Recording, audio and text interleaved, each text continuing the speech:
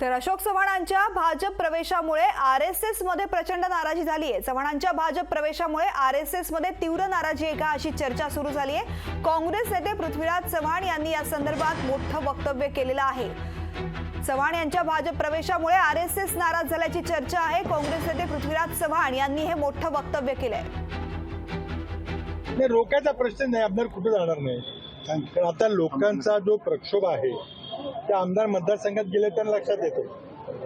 आज नांदेडहून ज्या मोठ्या प्रमाणात माणसं की आम्ही आता भाजपच्या लोकांनी फोन करून सांगितले आम्ही आता काँग्रेस पक्षात येतो, काय चाललेलं आहे। आणि हे काही सगळं नाही, आपल्याला माहिती आहे की प्रवेशाचा कार्यक्रम हा दिल्लीत ठरला होता नटांच्या समोर, तो झाला नाही।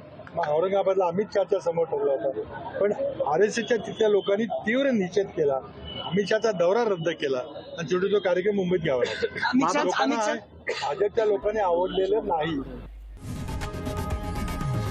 लोकशाही मराठी ऐका, पहा, जागरूक रहा।